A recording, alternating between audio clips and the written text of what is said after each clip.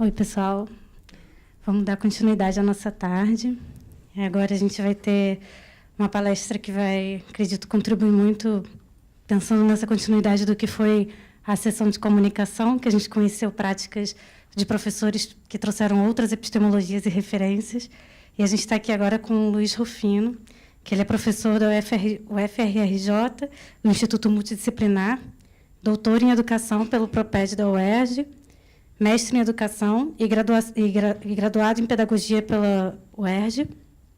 E ele atua principalmente nos seguintes temas: conhecimentos, educações e linguagens outras, crítica decolonial, antirracismo, processos de formação em diferentes contextos educativos, processos identitários, outras pedagogias e educações nas culturas populares.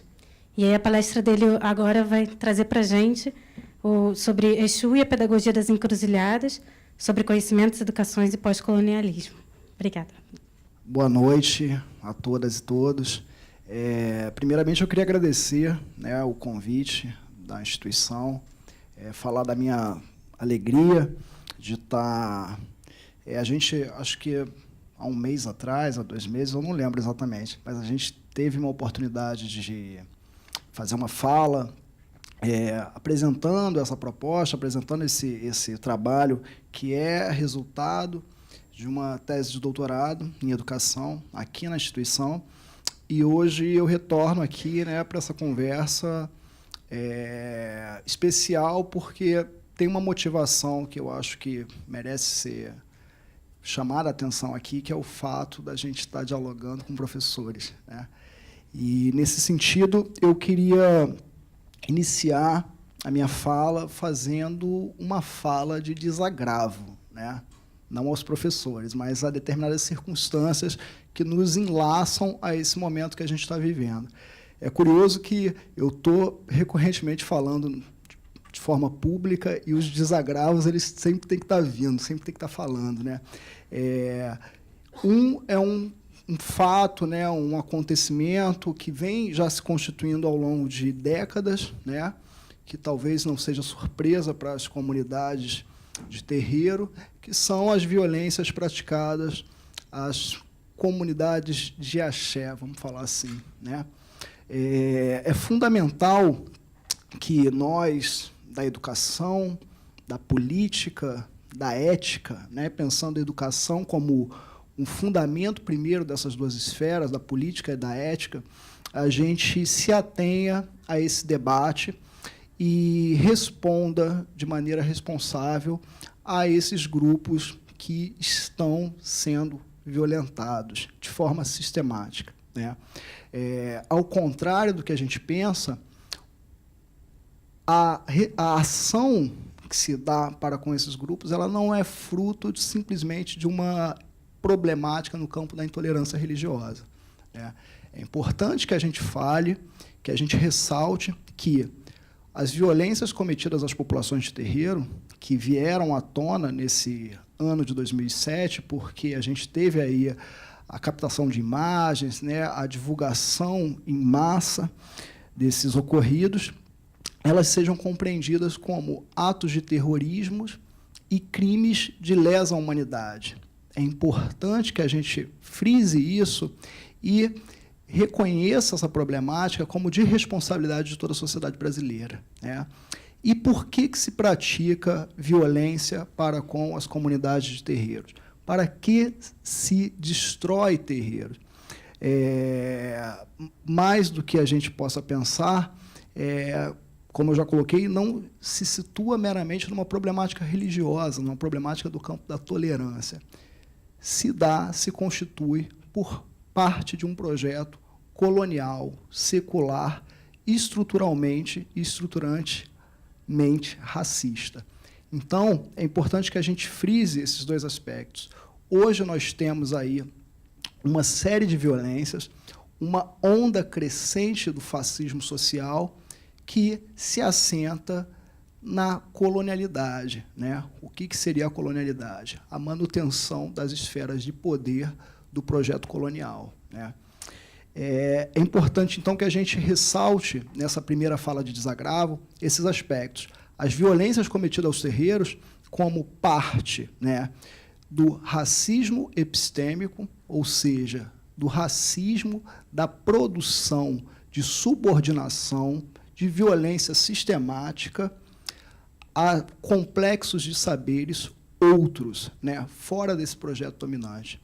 E também do que a gente pode chamar aqui de colonialidade cosmogônica, que é a face da dominação sob princípios explicativos de mundo, outras gramáticas, outras referências e mentalidade.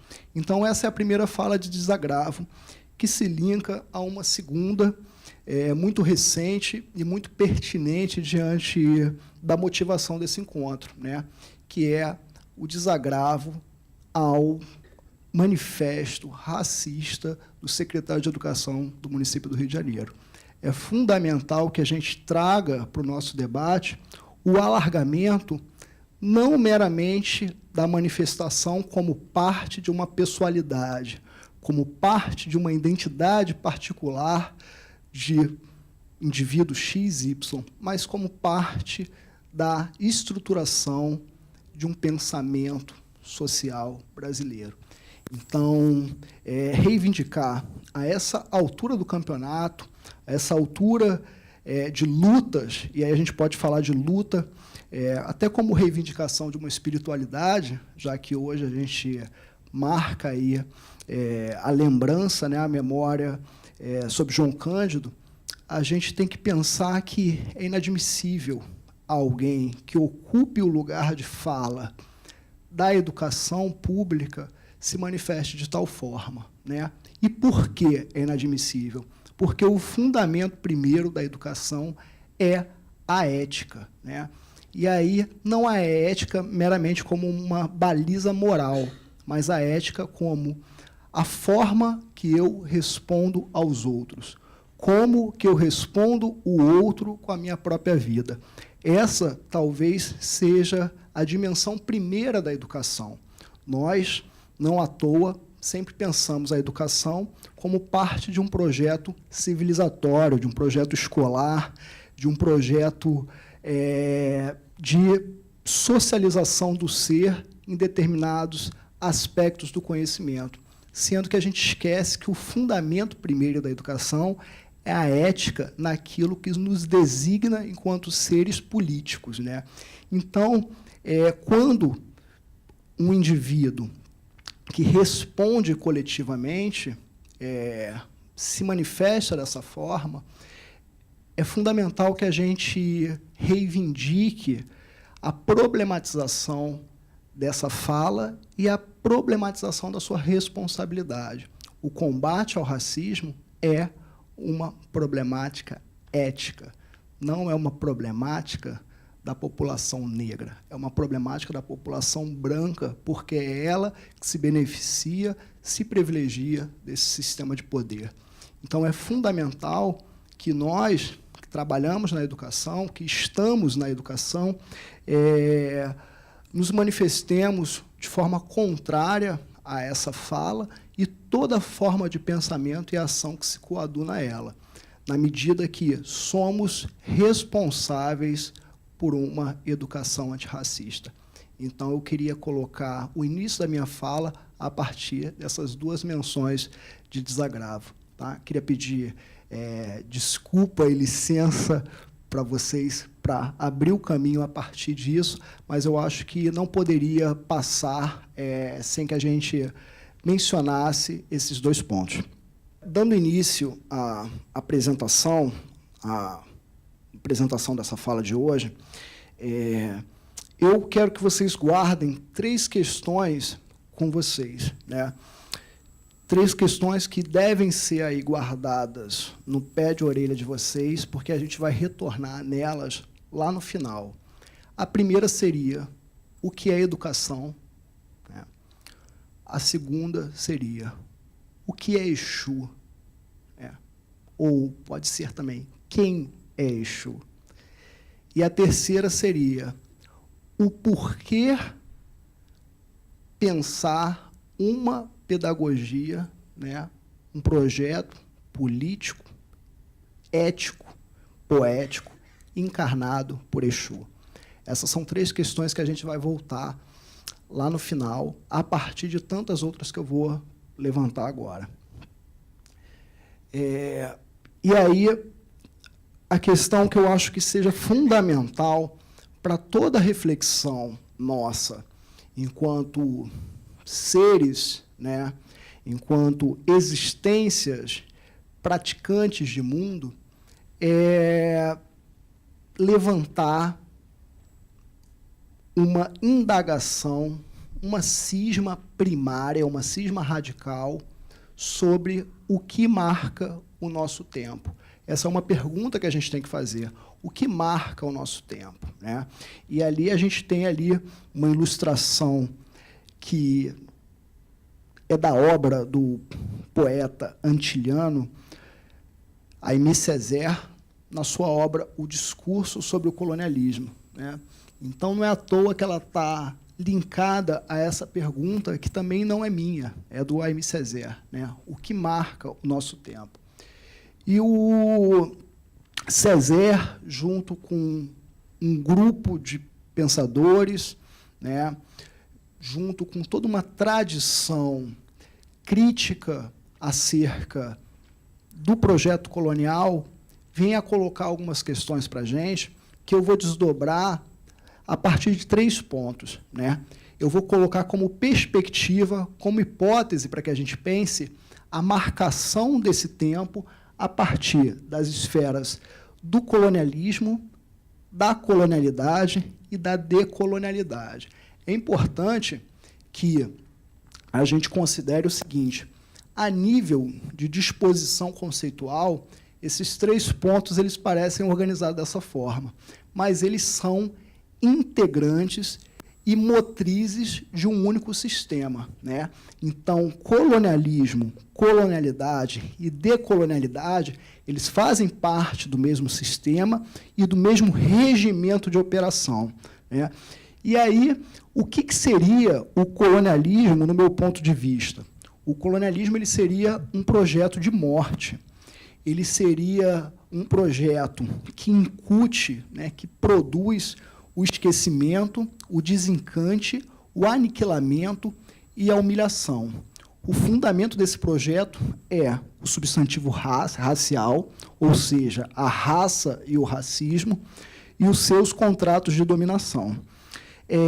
Eu queria destacar algumas questões desse primeiro ponto. Quando eu falo de projeto de morte, eu trago a perspectiva da morte como uma ação de despotencialização do ser, né?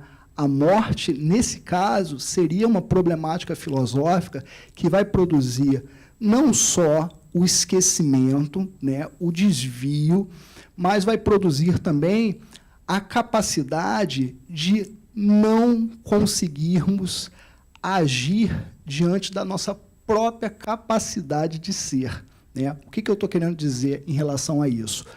Matar para o projeto colonial não é necessariamente executar a existência do ser na ordem da sua condição biológica. Você precisa ir além, né? É fundamental que a gente discuta isso. Nós somos parte de um país genocida, pratica um genocídio histórico com uma população específica, a população negra e a população indígena, né? Mas, para além dessa morte física, há uma morte que está sendo operada no campo do simbólico, né? E esse campo do simbólico é também o campo do político. Então, é fundamental que a gente pense a dimensão da humilhação. A humilhação é um conceito do senso comum, né, que a gente quase sempre não vem a considerar. A gente tem essa marca das nossas capacidades de cognição e de crítica que a gente quase sempre passa batido pelas conceitualidades do senso comum. Mas a humilhação nos diz muito. O que é ser humilhado? Ser humilhado é ser violentado nessa existência que está para além da minha concretude. Então, é importante que a gente pegue esse aspecto, né, do que esse projeto de poder, de dominação, ele vem a praticar.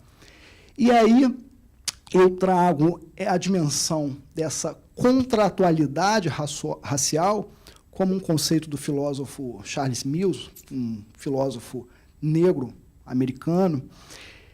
E o Mills ele faz uma crítica que eu acho que é fundamental para nós, que é o que marca a constituição da modernidade e dos povos da hegemonia branca é o contrato social, né? O contrato social tão discutido, debatido, né? Que talvez tenha como marco do pensamento o filósofo suíço Rousseau, e que ali é a mola propulsora, né, da Revolução Francesa, né, que é talvez mote de inspiração dos nossos anseios de civilidade.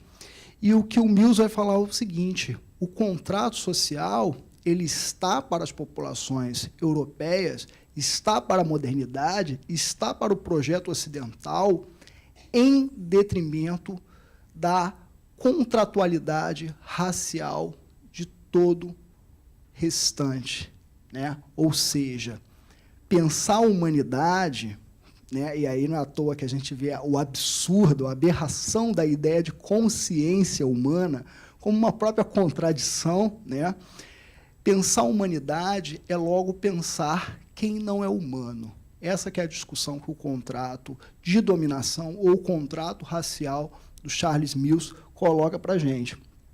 E aí a gente pode perspectivar que a nossa dependência com a metrópole, no nosso caso com Portugal, ela não determinou o fim das nossas relações de vínculo, de herança e de dependência mesmo no sentido mais traumático.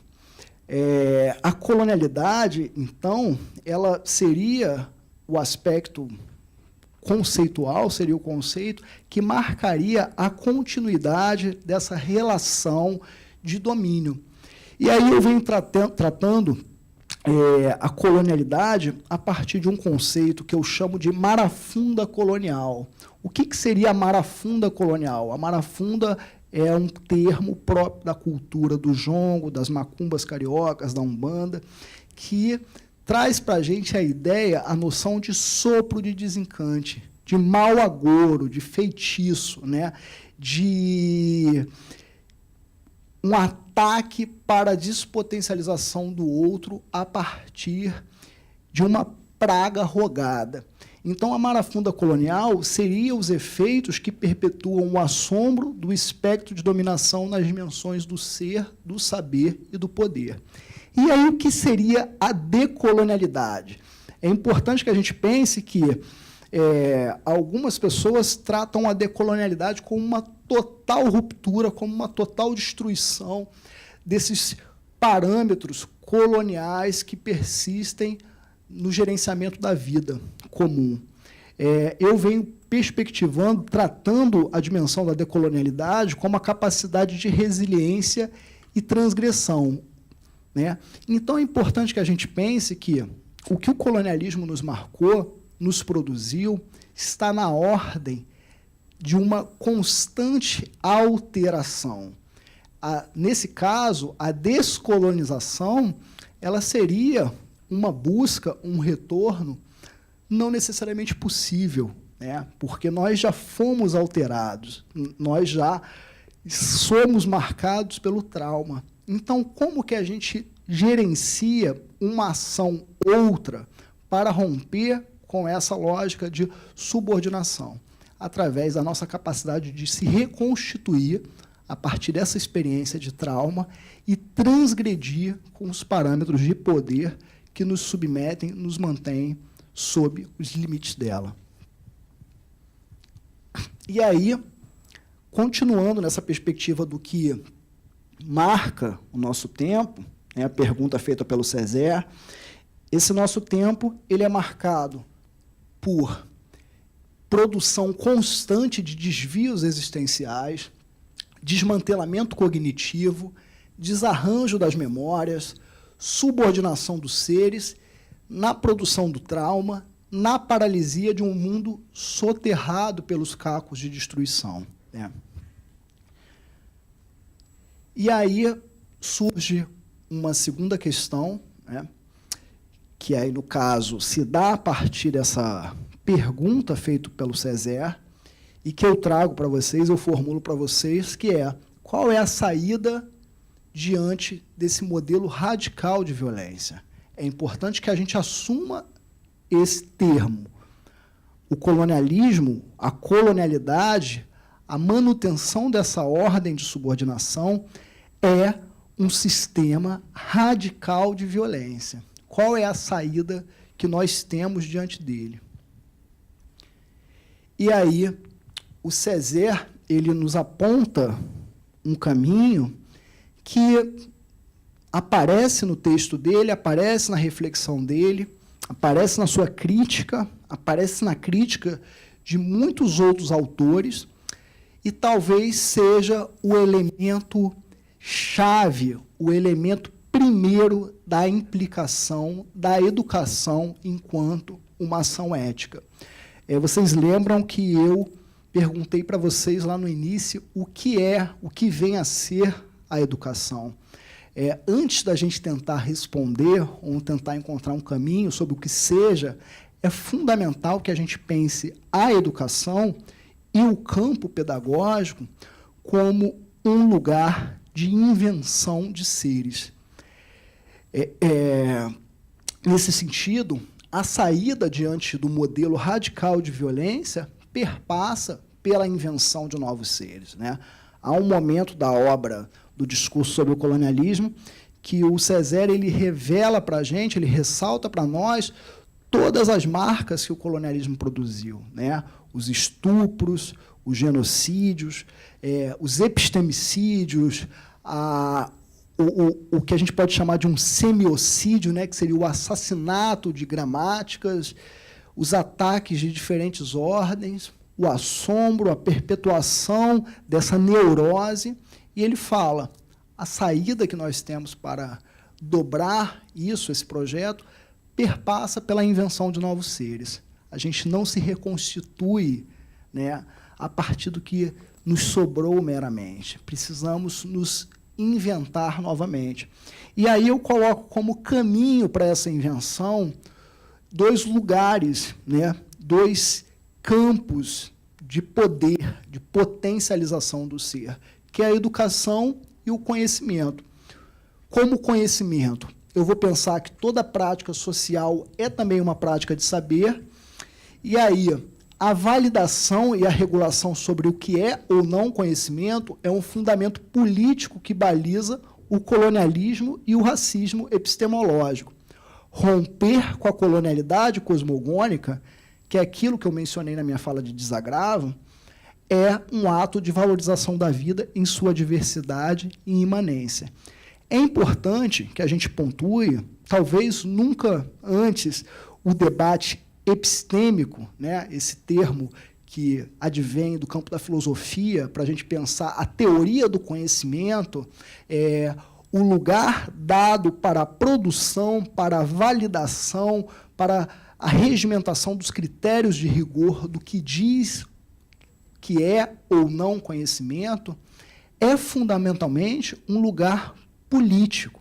Então, falar o que é conhecimento no mundo determina falar sobre quem rege esse mundo enquanto uma instituição de poder, né?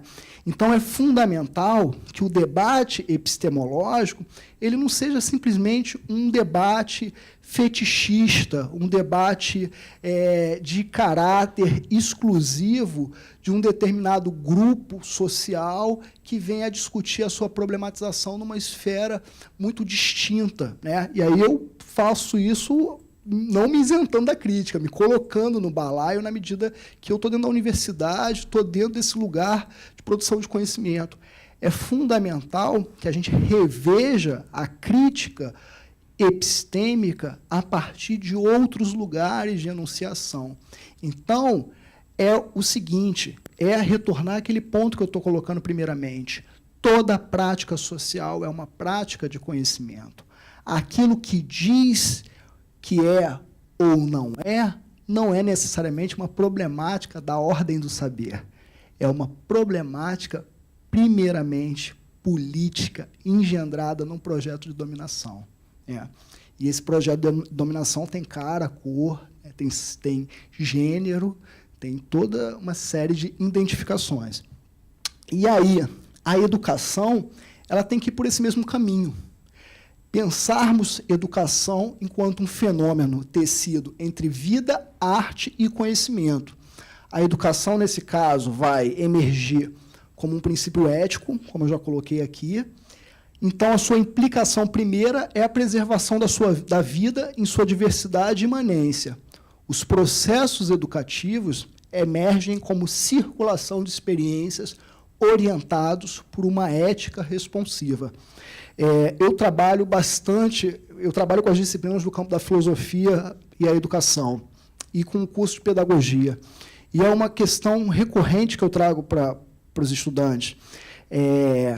Qual é o campo da educação? Né? E aí, quando eu digo campo, eu não estou falando do ponto de vista da nossa história de produção de conhecimento, eu estou falando qual é o nosso alvo relacional, com o que a gente trata, com o que a gente se afeta. E a primeira resposta, talvez mais antecipada, mais precoce, seja a gente pensar a escola. Né? E aí eu não vou fazer uma crítica à escola, eu sou um defensor da escola, mas é uma reflexão equivocada, no meu ponto de vista.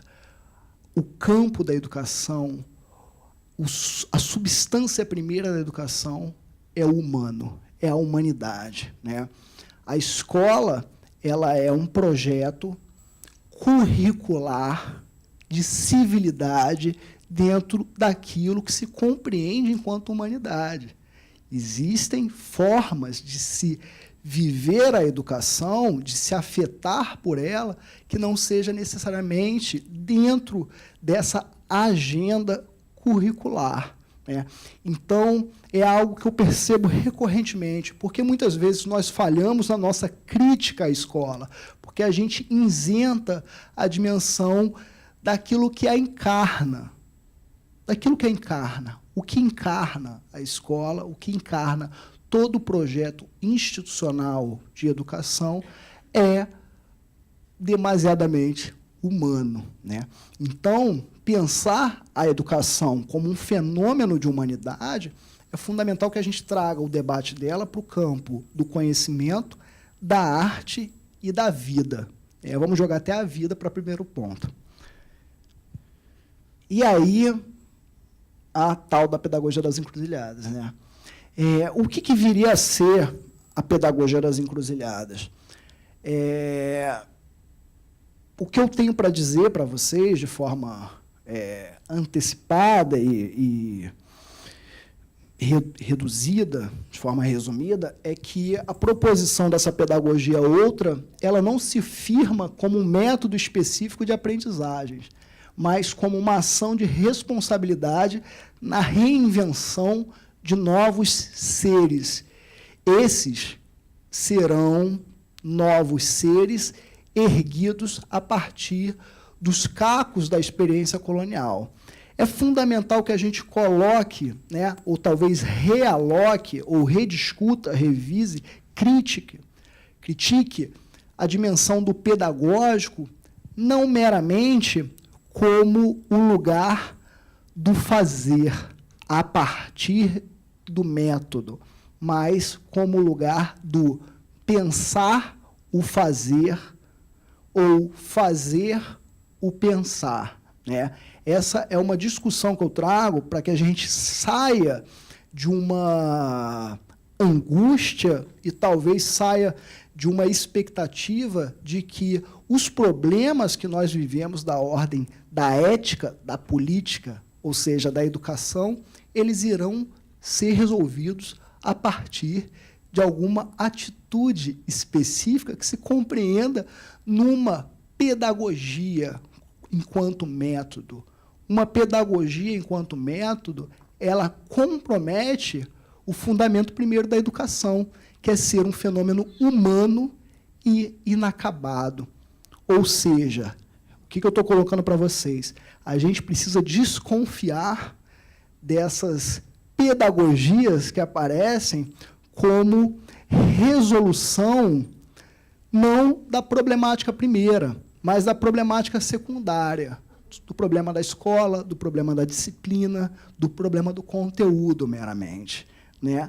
A questão da nossa humanidade, entre aspas, ela se assenta num projeto que faz grande parte dos seres desumanos. Então, como que você resolve isso parcialmente? Não tem condições. A briga está no campo de radicalidade. Então, o que eu venho colocando para vocês é que essa pedagogia encarnada por Exu, que eu venho chamando de pedagogia das encruzilhadas, ele seria, primeiramente, um projeto poético, e aí eu faço a opção por pensar o poético como o epistemológico, né? Eu não quero falar de conhecimento a partir da baliza moderna ocidental, eu quero falar de poética, eu quero falar do conhecimento enquanto poesia. Político, né? Porque todo fundamento de ordem do conhecimento é político, todo projeto epistêmico é necessariamente político, e ético, porque ele diz respeito às nossas relações, a como eu respondo o outro. Então, essa pedagogia é um projeto poético, político e ético que invoca e encarna os princípios e potências de Exu para operar ações de fresta que buscam transgredir os parâmetros da colonialidade do ser, saber e poder. A pedagogia das encruzilhadas mira um outro senso ético, uma viração de mundo. Vou colocar um ponto para vocês aqui, diante daquela pergunta inicial, a segunda pergunta inicial que eu coloquei para vocês. O que é Exu? Exu é um princípio cosmológico. O que é um princípio cosmológico? É um princípio explicativo de mundo, que se fundamenta no campo da linguagem e de todo e qualquer ato criativo.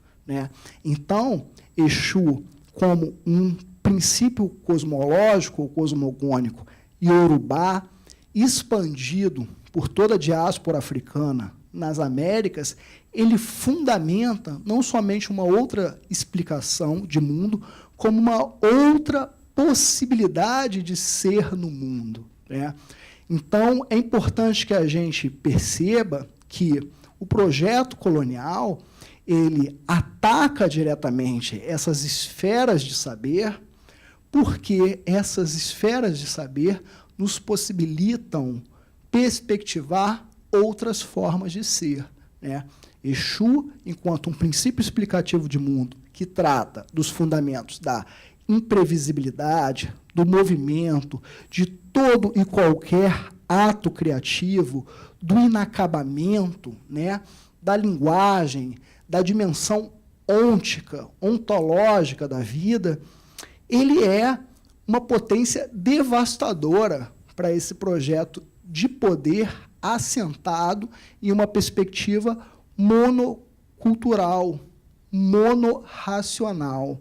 Exu é um fundamento que versa acerca da pluriversalidade, ou seja, versa acerca da diversidade e da vida enquanto uma constância de poder, que é ampla, é inacabada. Então, como que você projeta um paradigma de dominação assentado numa experiência, estou falando da experiência ocidental, que é simplesmente parte da experiência social? Como que você projeta isso?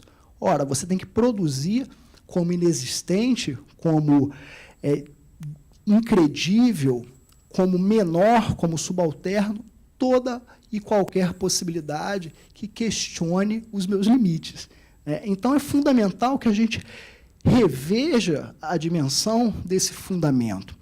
E aí o argumento que justifica essa pedagogia, arrebatada por Exu, é o fato de que a sua presença enquanto um saber praticado nas bandas de cá do Atlântico, ela inventa e inventaria ações de resiliência e transgressão. Assim, se o projeto colonial fez da cruz a sua égide, o seu escudo, nós aqui transformamos as encruzilhadas e a praticamos enquanto campos de possibilidade. E aí eu trago o questionamento, né, a implicação de que é Exu que tece os aprendizes. Né? É aqui que invocado como fundamento de desobediência e da traquinagem, um princípio anti, pós e decolonial. É ele que denuncia as calças curtas de um modelo que se reivindica como único e tenta interditá-lo. Exu é um princípio incontrolável. É aquele que regula e transgride as ordens. Na perspectiva a ser encarnada por uma pedagogia que obstina a transformação radical, é ele que baixa para imantar esse projeto. Exu, como eu disse anteriormente, é um princípio cosmológico, ontológico.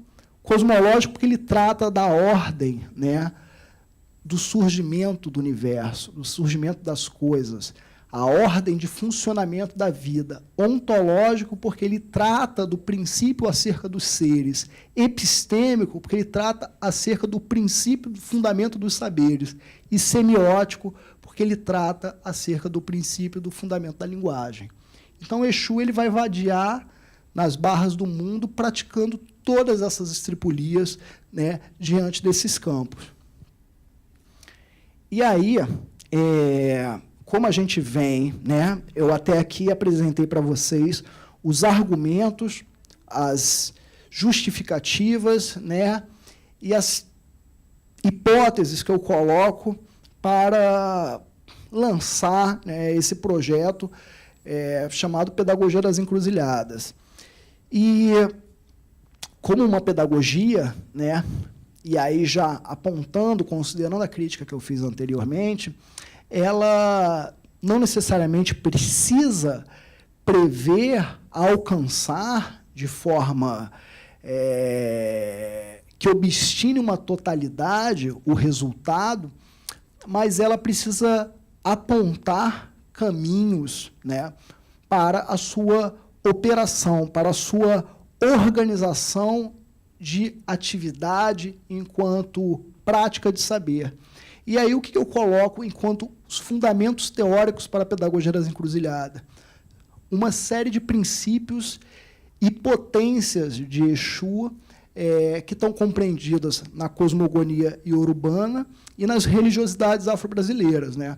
Eu lembro que, enquanto eu constituía o texto da tese, teve alguém que me perguntou: vem cá, mas qual é a referência que você está usando para falar de Exu? Né?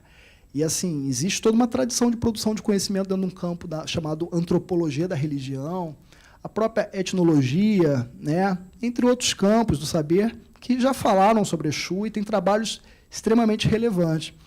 Mas a minha opção política epistêmica era falar de Exu a partir de Exu, não pensá-lo enquanto objeto de uma tese, mas como encarnação de um saber ou outro.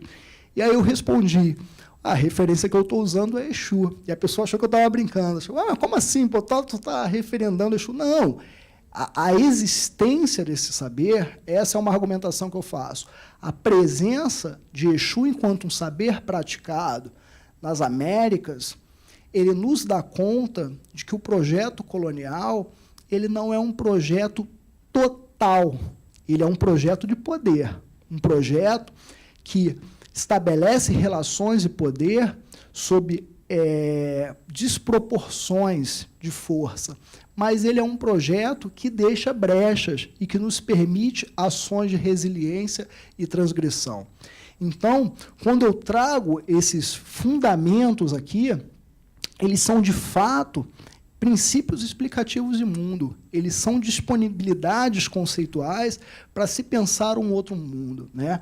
Então, Yang, eu venho tratando como o elemento, o princípio e potência que vai tratar, que vai abordar a problemática do desvio ontológico, ou seja, do desvio existencial produzido pela grande maquinaria de destruição de vida que é o projeto moderno.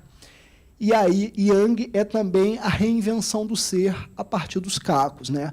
Dentro do corpo explicativo, né, do corpo mítico dos iorubás, há uma narrativa famosa na literatura, no sistema poético de Ifá, né, que é o sistema que compreende essa estrutura mítica, que fala que Exu, né, vou resumir a história aqui, que ela é grande, Exu, em uma contenda com seu pai, Orúmila, no momento, ele se despedaça, né, em vários.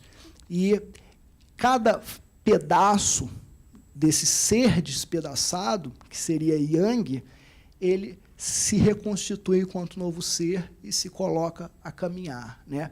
Então, Yang é a potência que vai nos trazer a perspectiva de que o colonialismo, né, ele nos produziu um esfacelamento, ele nos produziu um desmantelamento cognitivo, um desarranjo das memórias, um desvio existencial. Mas, diante daquilo que nos compreende enquanto cacos, temos potência para a reinvenção de novos seres, como Césaire colocava. O conceito de Obá Oritá Metá ou Igbaquetá, que é também uma conceitualidade presente no sistema poético de Ifá, que fala sobre os princípios da imprevisibilidade, das possibilidades, da dúvida, do inacabamento, da ambivalência, da coexistência e do pluralismo, né? Igbaquetá, o senhor da terceira cabaça. Obá Oritá Metá, o senhor, o rei, Obá, do terceiro caminho ou da encruzilhada de três caminhos, né? Tem uma narrativa importante da proeminência de Exu, que Exu ganha duas cabaças, contendo, em uma delas, os elementos que positivam o mundo e, na outra, os elementos que negativam o mundo. E pede-se que ele escolha entre uma dessas duas cabaças. Ele, então, pede uma terceira, vazia, despeja os elementos das duas anteriores, sacode e sopra no universo. Então, a partir daquele momento, o que era remédio se torna veneno, o que era bondade se torna maldade, o que era potência pode se tornar despotencialização, né? O que isso nos traz enquanto reflexão? Que o mundo versado por essa lógica não é um mundo monológico, mas é um mundo dialógico. É um mundo onde a diversidade ela coexiste enquanto fundamento primeiro que marca o inacabamento dessa própria existência, né? O projeto moderno ocidental, a matriz judaico-cristã, ela tem uma completa neurose, uma completa dificuldade de pensar o paradigma da ambivalência, né? Não é à toa que a gente trabalha com a dimensão dos opostos, da dicotomia, né? De um mundo cindido. Isso marca o nosso tempo.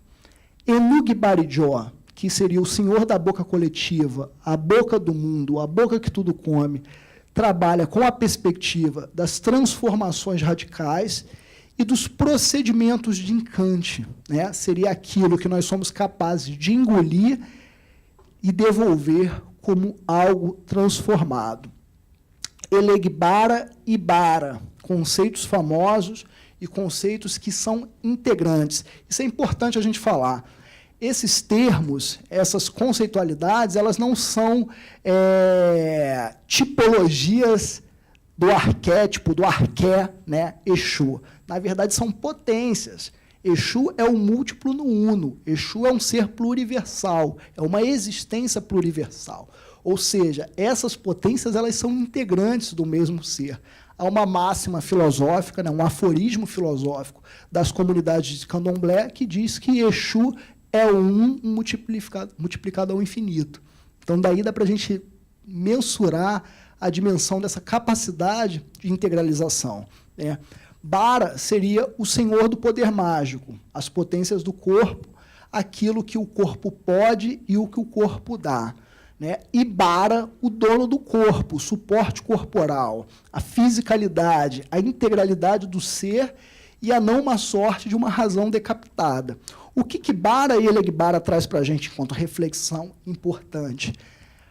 A racionalidade moderna ocidental é um paradigma que nega radicalmente o corpo enquanto potência, né? A máxima descartiana do penso, logo existo, a fundamentação do pecado enquanto uma regra, né, enquanto uma orientação política de regulação do corpo, ela compreende a formação das nossas subjetividades, a formação do que a gente pode chamar aqui, parafraseando o professor Júlio César Tavares, de uma blindagem cognitiva, né? Somos blindados cognitivamente porque esquecemos de pensar o corpo como instância primeira do pensar, né? A razão é uma problemática a ser discutida, né? O corpo, o movimento, enquanto potencialidade primeira da minha existência e da minha compreensão do meu próprio sentido do ser, né? Então, Bara e Elegbara, eles trazem essas questões para a gente e trazem como perspectiva de que nós somos uma sociedade que, fundamentado por essas orientações, a gente tende a pensar com uma cabeça que está deslocada do corpo, né? Nós somos seres decapitados. E aí eu venho trazendo mais duas conceitualidades para a gente pensar a modernidade, pensar o novo mundo, que é povo de rua, né? Famoso nas umbandas, nas macumbas cariocas, nos homolocôs, como um complexo, né? Que compreende as entidades da rua, que seriam as potências de Exu encarnada nos praticantes, ou seja, os cosmopolitismos subalternos, os saberes fronteiriços das práticas em torno dos modos resilientes. O que me interessa pensar com a categoria de povo de rua? É pensar a nossa própria condição de sobrevivência na adversidade, na escassez, ou seja, na fresta, né? E a ideia de alojar como dono do mercado a encruzilhada transatlântica, o mercado colonial, rasurado pelas trocas e contaminações operadas por Exu. E aí, esses princípios e potências, né, que são próprios da cosmogonia iorubá, no caso, e das reinvenções desses saberes, dessas experiências na diáspora, eles me servem aí, eles se apresentam como disponibilidade conceitual para a formulação dos conceitos. A pedagogia das encruzilhadas, ela é um grande balaio de conceitos radicalizados no signo Exu, né? E aí os primeiros conceitos que eu trago para a gente pensar são os conceitos de cruzo, rolê epistemológico, ebó epistemológico e o ebó cívico. Os cruzos seriam as perspectivas inscritas nas potências advindas da noção de encruzilhada. Versa acerca do atravessamento das invenções paridas nas fronteiras. O cruzo é o fundamento do saber fronteiriço. É importante que a gente traga a encruzilhada enquanto conceito. Pensar a encruzilhada é pensar, vou colocar aqui uma palavra entre aspas, a sorte de um mundo inacabado e de um mundo pluriversalizado.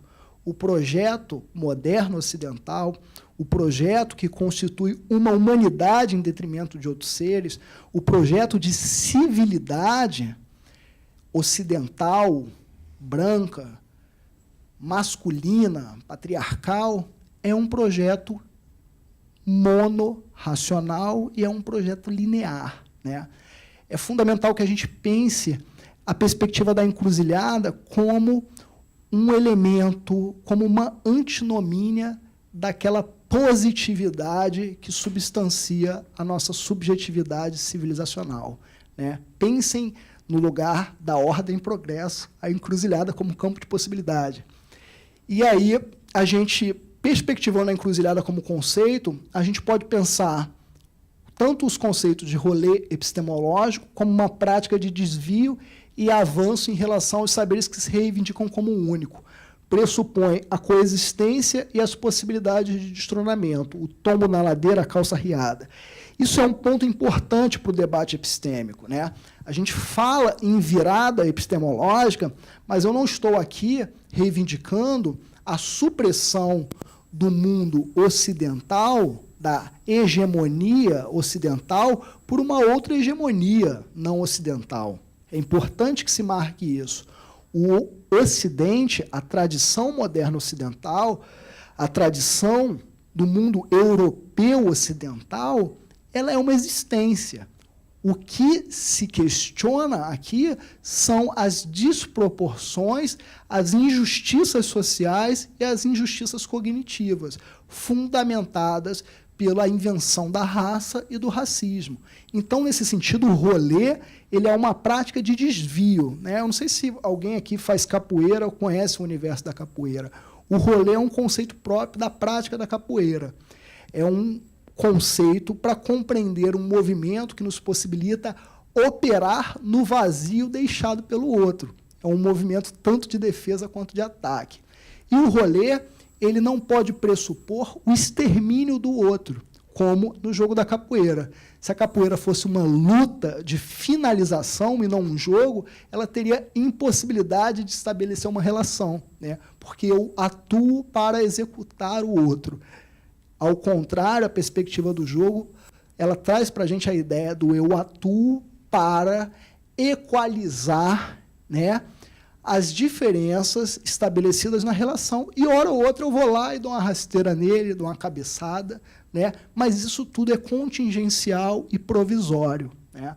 Então, é uma perspectiva do rolê epistêmico que aponta para a gente os caminhos do ebó epistêmico, né, que seriam os procedimentos de encante dos saberes, as positivações de caminho, o acúmulo de força vital e a proeminência de Exu enquanto aquele que engole, mastiga e vomita algo de forma transformada. É importante que a gente pense o ebó enquanto conceitualidade. O ebó não é meramente uma técnica, né? O ebó, os procedimentos de encante praticados nesses saberes outros. O ebó, em sua conceitualidade, ele está vinculado ao conceito, inclusive, de iuá. Iuá, em Yorubá, quer dizer caráter, seria a ética, né? Então, o ebó, a noção de sacrifício, está ligada a uma ética. Como que eu penso o conhecimento, a ciência, a educação como lugar de uma ética para o encantamento, né? E não como um lugar político de produção de injustiça cognitiva, de injustiça social.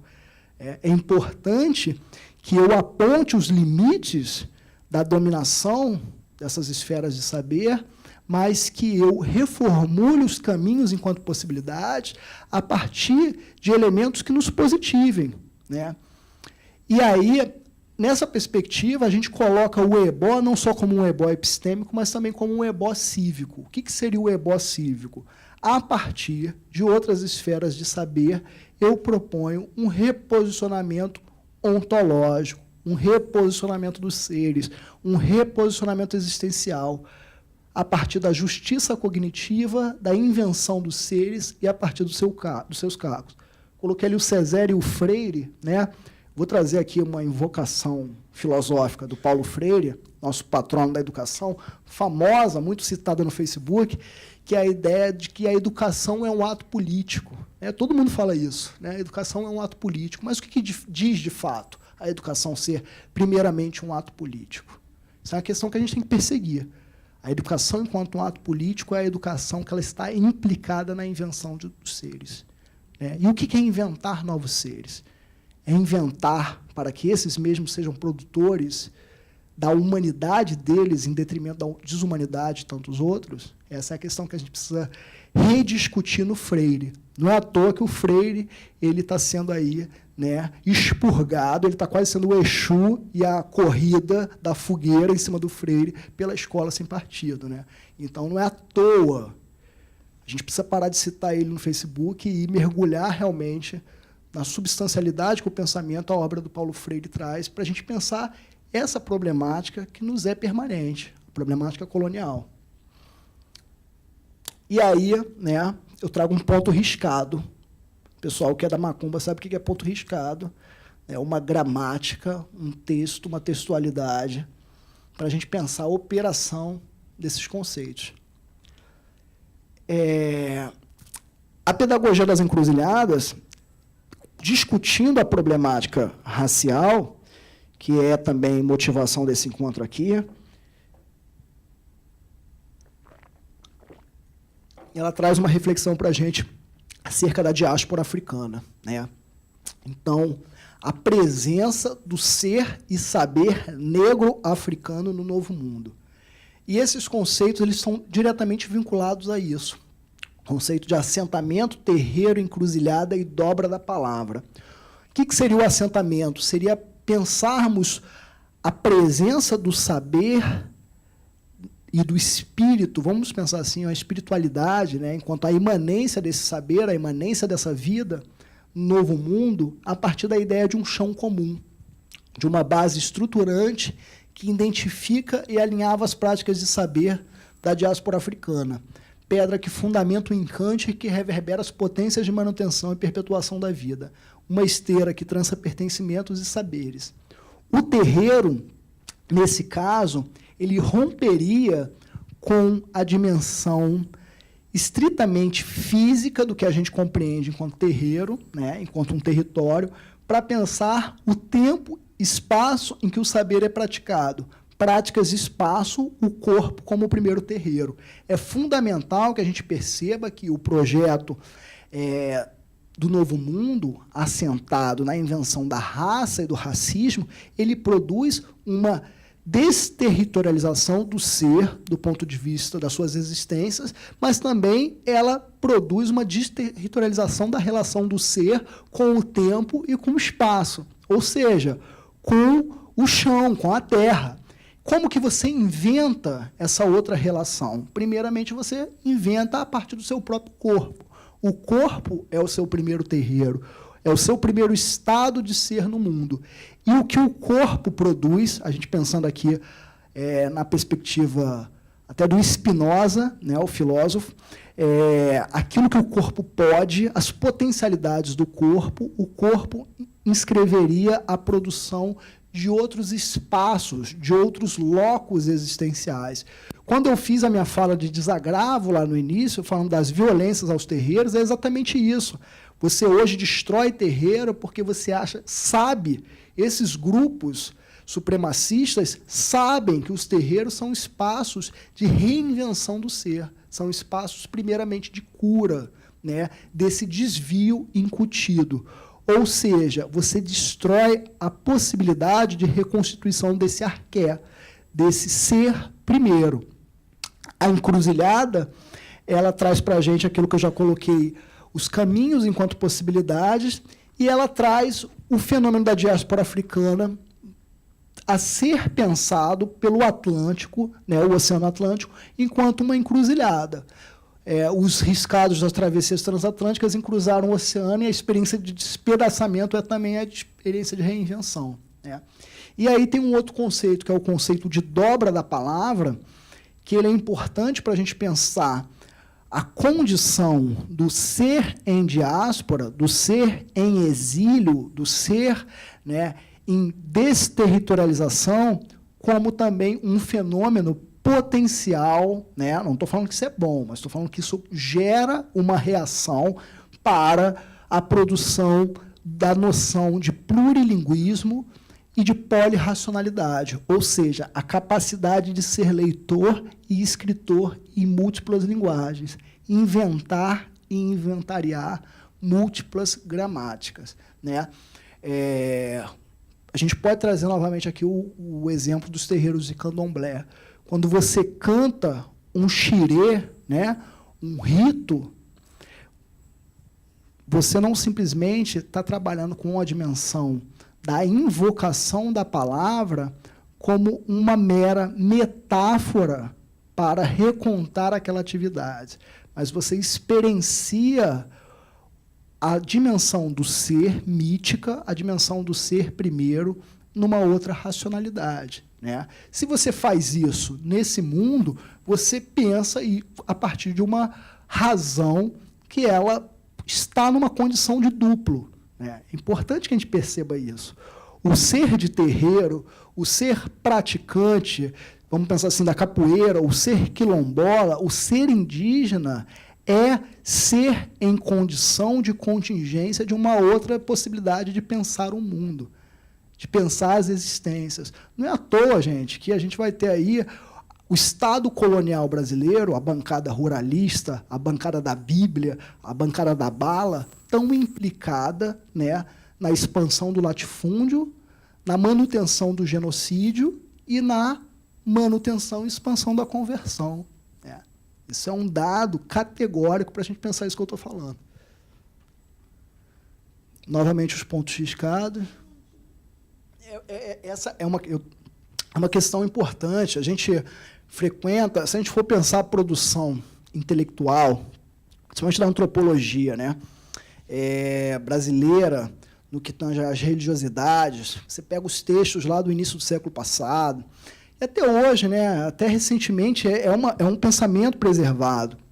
Você trabalha com essas práticas outras, com esses ritos, como meros fetiches, né, não como uma presença, né, possível, credível, de um outro estado do ser no mundo. Né? Você vai lá na Umbanda, você vê a vovó riscando um ponto, né, fazendo um ponto riscado, e você pensa que aquilo ali não é absolutamente nada. Né? Aquilo ali é um hieroglifo do encante. Né? Através daquele ponto riscado, existe toda uma gramática, toda uma compreensão de um outro ser em potência. É isso que a gente precisa pensar. A nossa condição de limitação diante do grande ataque, né, que sofremos no campo da cognição, no campo das subjetividades, no campo das mentalidades. Deixa eu correr, gente, senão depois o tempo não rola. E aí, trago mais esses dois últimos conceitos, que é para a gente pensar as questões da corporeidade. Então, a incorporação e a mandinga, basicamente, fundamentalmente vinculadas aos conceitos de Bara, Elegbara e Enugbarijó. E aí a incorporação ela seria o conceito que circunscreve e credibiliza a dimensão dos saberes praticados, partindo do pressuposto de que todo saber, para se manifestar, necessita de um suporte físico. Assim, o suporte físico, o corpo, o Bara, é, por sua vez, parte do saber, e não há separação entre eles. O suporte físico, o corpo humano ou outra materialidade, é incorporado por um efeito, um poder que o monta. Essa perspectiva ela descaceta toda a ordem da prerrogativa do pensamento moderno ocidental, principalmente assentado na máxima descartiana, do penso logo existo. Quando a gente tem Bara e Elegbara, a gente não está falando nada de diferente do que grandes pensamentos filosóficos, como o Deleuze, como o Merleau-Ponty, como o próprio Nietzsche, como o Spinoza, vieram a tratar o corpo e a existência não como um estado, mas como uma motriz, como uma constante pulsão. Né? Quando eu me comunico com vocês, quando eu falo, quando eu gesticulo, há em mim, no meu estado de ser, né, porque eu não sou, eu sou em perspectiva, em estado, um fenômeno a partir de Bara e Elegbara. É Elegbara que permite que, através da minha concretude corporal, eu constitua palavra, signos, movimento, olhar, afeto para com vocês, estabeleça aquilo que a gente entende enquanto relação ou até mesmo enquanto realidade. Né? Então, a gente pode falar aí, não só... A gente pode falar de uma metafísica fundamentada em Exu, né? Nesses dois princípios somente. Algo completamente interditado pela lógica moderna ocidental. Por quê? Porque o corpo é o primeiro lugar de ataque do projeto colonial. Né? É o corpo cativo para o trabalho, o corpo escravo, o corpo como alvo do estupro e o corpo como alvo da catequese, como alvo da moral. Isso não necessariamente implica uma ética, uma ação de responsabilidade para com os outros. Isso fundamenta uma normatividade da vida. né? É isso que talvez seja o que está mais presente hoje no nosso cotidiano, quando não quer que se discuta gênero na escola, quando não quer que se discuta, né, o porquê que o branco não tem condição de falar da experiência do racismo. Né? Isso é um ponto fundamental, direto, né, ponta de ataque direto a meu desagravo feito ao secretário de Educação Municipal. Não há condições. Beira, né, uma eloquência montada na branquitude, no histórico privilégio do que é ser branco. E aí a gente pode colocar que ser também homem, né, mesma condição que eu ocupo nessa sociedade.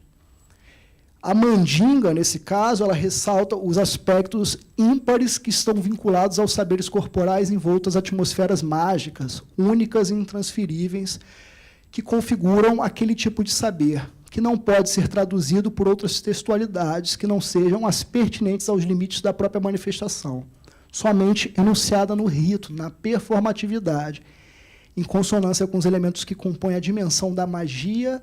A mandinga, enquanto saber, revela outras gramáticas possíveis. O que eu estou querendo falar a partir do conceito de mandinga? Que existe uma produção de conhecimento e de textualidade que ela escapa o modelo de linguagem instituído por nós, né, suportados por essa racionalidade moderna ocidental. Então, a mandinga, ela traz para a gente o elemento da magia, do encante, o elemento da imprevisibilidade e um elemento que a ciência é incapaz de pensar enquanto possibilidade, que é a impossibilidade de você traduzir algo, de você falar sobre algo, né, pela mera questão do limite posto, o limite do afeto, o limite da alteração. Né? A mandinga, ela é muito comum dentro do universo da capoeira, enquanto conceito que serve para pensar aquilo que não pode ser traduzido através de uma narrativa verbal. Né? Então, isso eu acho fantástico, porque isso traz o corpo como o lugar primeiro de saber. Aquilo que a gente não faz. Né? Você pega um moleque, porra, esse é o pior aluno da sala. Por quê? Por conta do corpo, da potencialidade, da engenharia potencial daquele ser não se encaixar dentro da regulação, dentro do corte epistêmico político proposto pela escola moderna. Estou acabando já. Aí, mais um ponto riscado aí para minha amiga lá, ó. Aí, esse é o ponto completo, né, da pedagogia das encruzilhadas, né? São vários pontos, é como se fosse uma constelação, né, que vai forjando esse grande ponto, essa grande encruzilhada aí, conceitual. É aqui, né? Último gole esguichado ao ar, Ilonon. Ilonon é um termo iorubá para pensar aquele que vem à frente, aquele que abre caminho, né, que seria a figuração de Exu. É muito utilizado também para pensar a figuração de Ogum, quanto aquele que desbrava os caminhos, na medida que Exu seria o próprio caminho, seria o próprio movimento. Então, tem uma narrativa clássica, né, a gente já pode falar que ela é clássica, dos mitos iorubás, que é a narrativa de que Exu ele corta a cabeça do rei. Né? Existia uma discussão entre dois indivíduos que seriam aqueles dentro do reino reconhecidos como os mais sábios. Né? E Exu vem como um forasteiro na cidade. Essa discussão ela produz toda uma mobilização e Exu se coloca como aquele que pode resolver aquela questão, apontar um outro caminho. E o rei fala o seguinte, se você conseguir resolver isso, eu te dou o que você quiser. Aí ele fala assim, o que eu quero você não pode me dar. Ele, não, você pode pedir, porque eu sou o rei, eu te dou o que você quiser. Né? E aí Exu mostra que os dois estavam errados, os dois sábios do rei estavam errados. E aí o rei fica muito contagiado com aquilo e fala, cara, você é o mais sábio. Dentro da medida que você é o mais sábio, você pode me pedir o que você quer. Aí Exu pede a cabeça do rei, né? Corta a cabeça do rei, bota dentro do bornal e vai embora. Isso que parece uma narrativa trágica, eu acho potente para a gente pensar. Que é uma narrativa trágica, né? Ela é potente para a gente pensar a questão da razão moderna ocidental, da ciência, desse paradigma de conhecimento como aquela que se estabelece como rei, né? Parafraseando aqui uma amiga que fez uma tese de doutorado que traz esse conceito, a ciência rei, a ciência que ocupa um lugar de arrogância, que fala do outro sem quer se poder colocar na condição de escuta desse outro, né? Então, na medida que Exu corta a cabeça, ele não corta a cabeça à toa, não é a lógica da punição, é a cabeça para restituir um novo ser. E aí eu retorno para a gente conversar, né? Não necessariamente precisa ser nessa ordem, mas aquelas questões que eu coloquei primeiramente para vocês. Depois dessa travessia que a gente fez, o que é educação? O que é Exu? E por que uma pedagogia arrebatada por esse referencial? Queria agradecer vocês aí pela escuta, né? Paciente, falei bastante, e abrir para a gente conversar, enfim, dialogar. Vocês fiquem à vontade para fazer qualquer questionamento, qualquer pergunta, enfim. Obrigado, gente.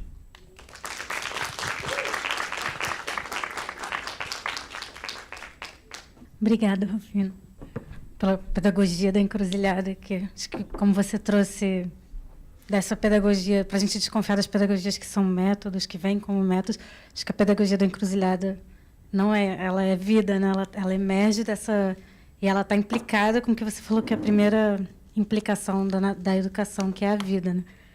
E aí ela talvez ela está encorpada, né, com o Exu, faz a gente, enfim, repensar a educação, pensar todas as outras possibilidades, né? Obrigada.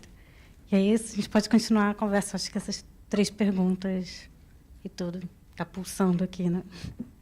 Alguém quer perguntar alguma coisa? Não, mas tem que ser assim mesmo, no susto.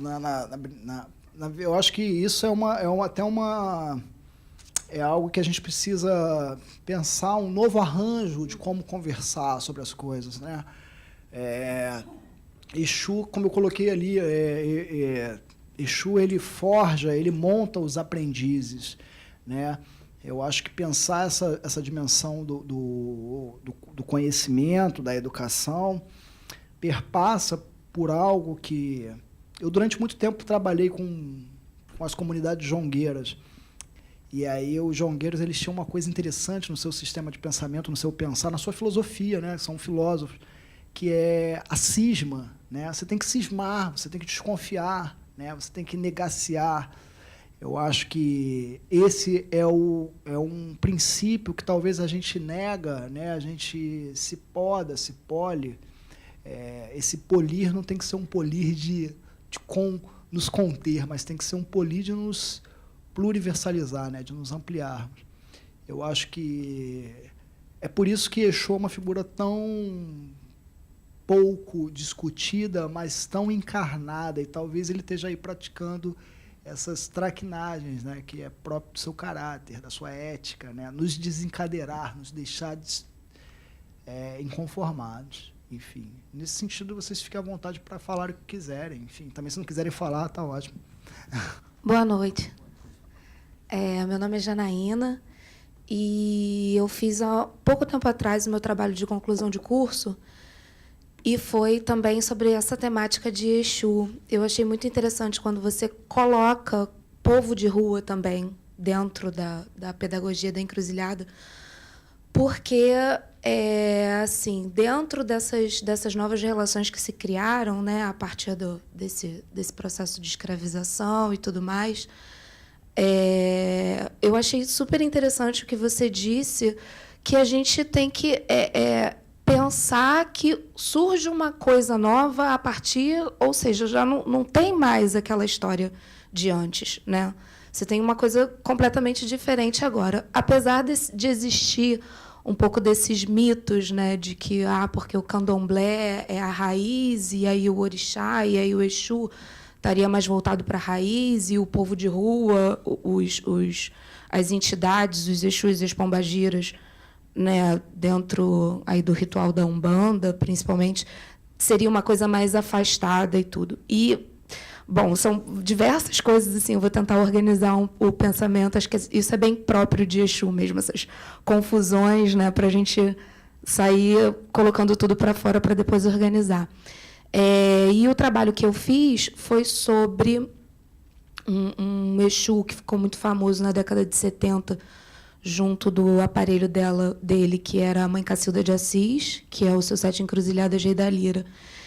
E ele foi exatamente isso, assim, completamente transgressor e num movimento de transgressão mesmo dentro daquela conjuntura da Umbanda, né, mesmo dentro do movimento onde os seus pares estavam inseridos, né? Então, assim, o final da história, resumidamente, assim, o seu 7 Encruzilhadas Rei da Lira, ele ficou hiper famoso no Rio de Janeiro inteiro. O pessoal que viveu na década de 70 sabe disso. Existiam carros com o símbolo do 7, né? Era um símbolo estilizado, e aí o Exu foi incorporado no Chacrinha, no programa do Flávio Cavalcante, em plena ditadura militar. Então, aquilo foi meio... enfim, altamente transgressor, né? Então, assim, o que me surpreende é que esse projeto de colonialismo que você expõe é uma coisa tão bem feita, tão bem pensada, que você vê que, mesmo dentro da religiosidade de matrizes afro-brasileiras, existe essa coisa, né, imbricada, esse preconceito, essa coisa de você questionar o outro, essa coisa de você não entender mais por essa filosofia, né, das matrizes africanas, de você não compreender mais a pluralidade, de você querer questionar a todo instante o que está certo, o que está errado, seguindo essa linearidade que você coloca. Então, assim, o que me chama muita atenção é como esse projeto foi bem feito, sabe? Como esse projeto é, até hoje, muito bem feito. Porque, mesmo a gente, junto aos nossos pares, a gente vive nessa briga, vive nessa desunião, não consegue perceber que exatamente é plural.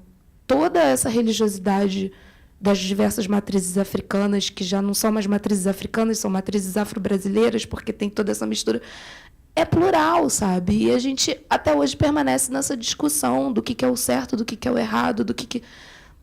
Enfim, é triste reconhecer isso, e é exatamente por isso que é tão necessária uma pedagogia diferenciada. Assim, eu não sou professora, não atuo no campo da educação, mas acho que uma das ferramentas de transformação tem que ser realmente a educação. Enfim, é a ferramenta transgressora por si só, é o próprio Exu. Enfim, eu queria, sei lá... Eu vou sair daqui refletindo muito sobre isso, sabe? O quanto esse processo de colonialismo é bem feito, sabe? É isso. Obrigada. Boa noite. Bom, eu vou tentar... Meu nome é Adriana. Luiz, estou muito agradecida por ter chegado aqui a tempo de me encantar com a sua pesquisa. Chapante mesmo, mas vamos lá, eu vou tentar formular.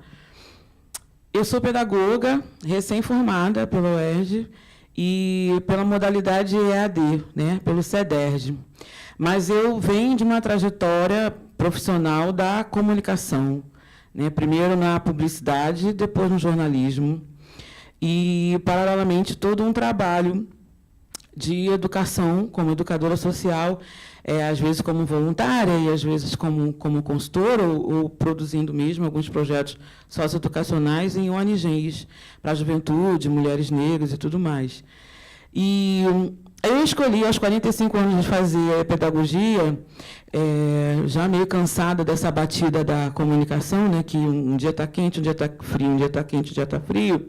Pensei na educação, eu falei assim, bom, vou fazer pedagogia, porque sempre me vi como educadora e me capacitar mesmo profissionalmente, me graduar na educação, porque, e além do mais, eu poderia agregar toda a minha trajetória na comunicação e cultura, né? E transformar numa outra coisa, transgredir, digamos assim, também. Aí eu falei assim, bom, então vou fazer um concurso público e tal, vou morar lá em Angra, em Paraty, vou ficar assim quietinho lá, que eu quero sossego. Aí veio o golpe. Né? Aí veio a PEC que congelou todos os investimentos, os gastos por mais 20 anos. E aí eu falei assim, cara, eu faço o quê? Estou eu na pedagogia ainda. Já é uma nova fase de reinvenção. Eu sei te dizer o seguinte, que o meu trabalho de conclusão de curso eu pesquisei a importância da afetividade na educação online. Porque eu entrei para o CEDERJ, dentro dessa modalidade EAD, sem saber direito em que eu estava pisando, em que lugar é esse, né, de educação nesse tipo de formato. E eu fui me apaixonando, porque eu comecei a perceber que era um puta projeto de inclusão social, o CEDERJ.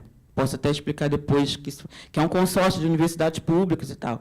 E sabendo dessa fama, né, de prima pobre da educação, que é a modalidade de educação, eu comprei essa briga e fiz questão de mostrar que é possível, sim, transgredir, educar, formar, informar dentro desse formato.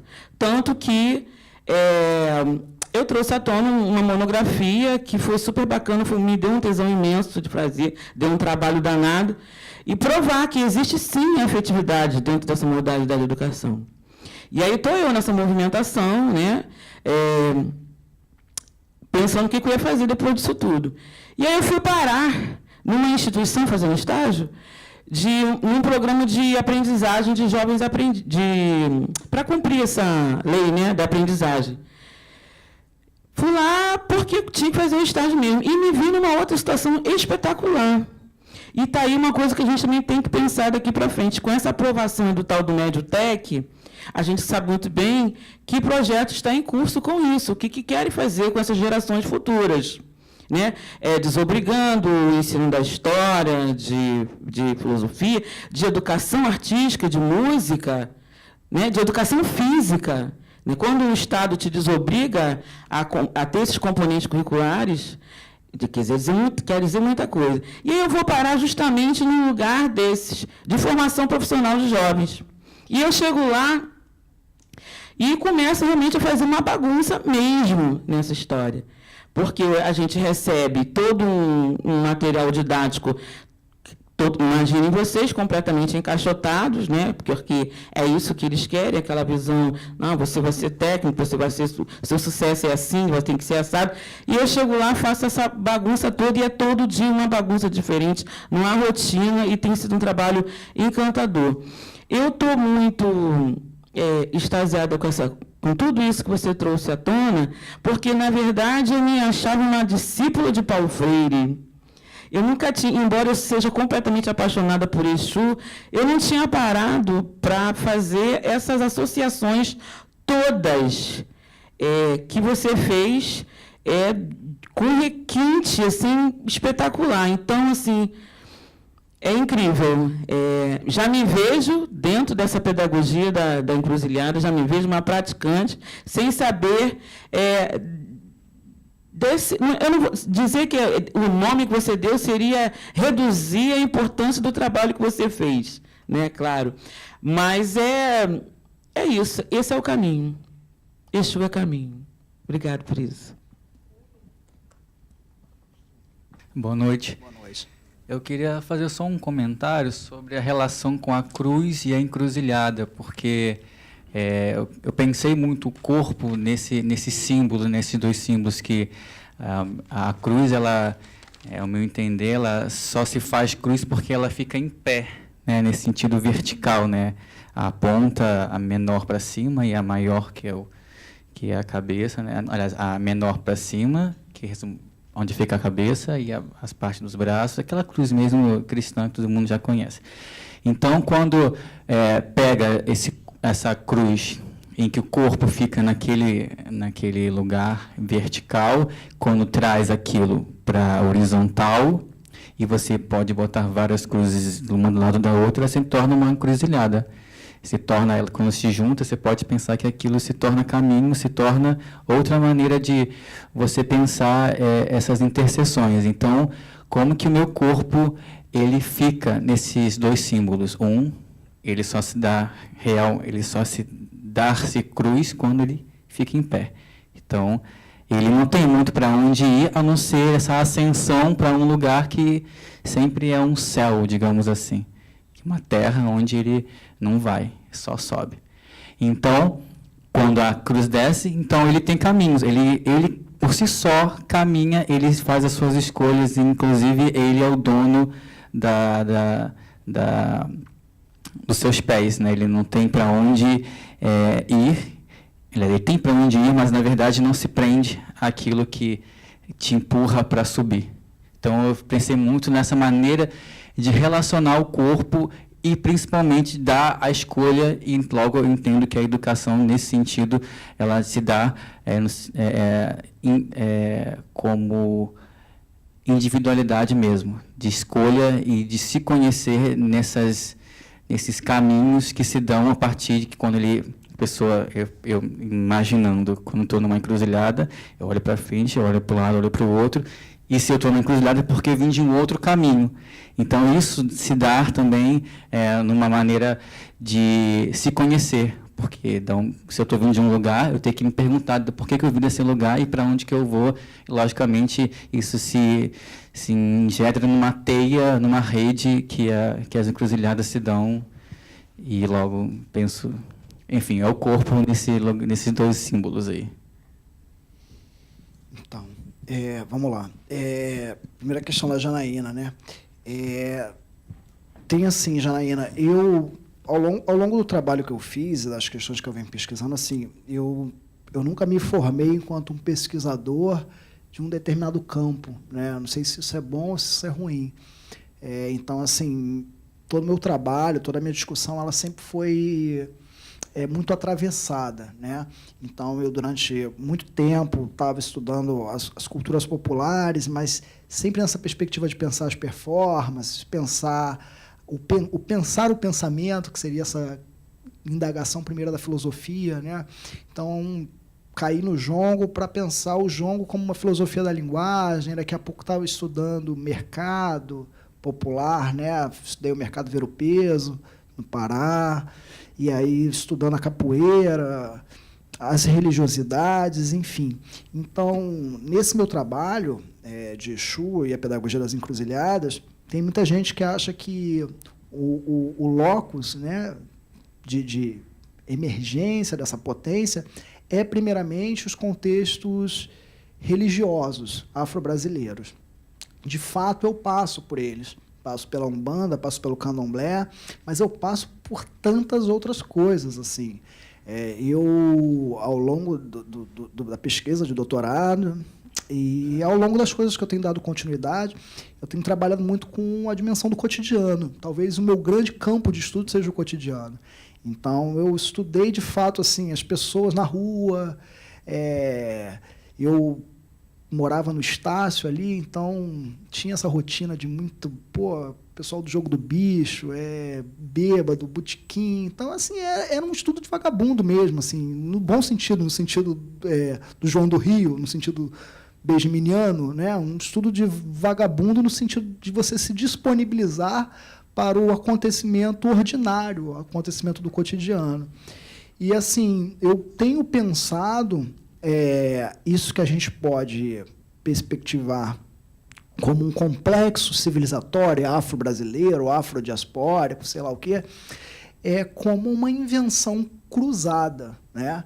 Talvez, para o debate até vinculado aos contextos afro-religiosos, a ideia do cruzo seja uma ideia muito difícil de ser discutida, né? A macumba cruzada, o terreiro cruzado, o terreiro traçado, né? Aquele que é um bandomblé ou que é inclassificável, ele é sempre visto como algo contaminado, né? E aí eu concordo com você no sentido de que existe uma eficiência do sistema colonial, da colonialidade, como um sistema codificador das nossas cognições, da nossa capacidade de pensar. E isso não cai na culpa dos praticantes. Assim, existe uma ação. Assim,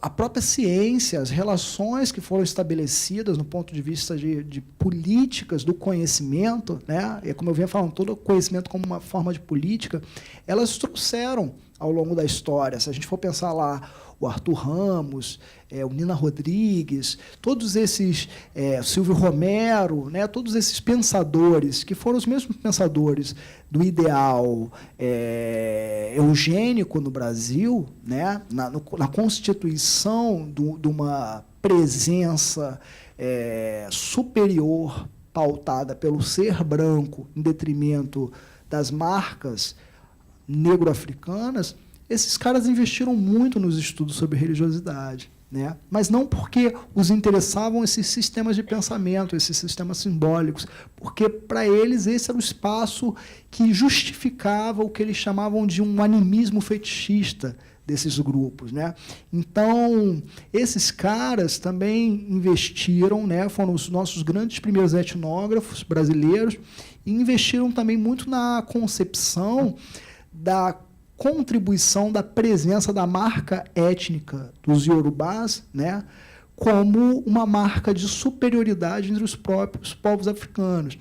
E isso, de uma certa forma, codificou também um pensar dentro dos terreiros. Então, quando se pensa a Umbanda como um espaço menos prestigiado, por ser um espaço de convenções, de sincretismo, de negociação, também muito na relação com que se constituiu também ao ponto do discurso de pureza, de essencialismo para com essas culturas. De fato, a Umbanda também ela tem sua culpa política nisso, porque a Umbanda, assim como as escolas de samba, negociou essa marca identitária diante de um projeto de Estado, né, de um projeto de nação.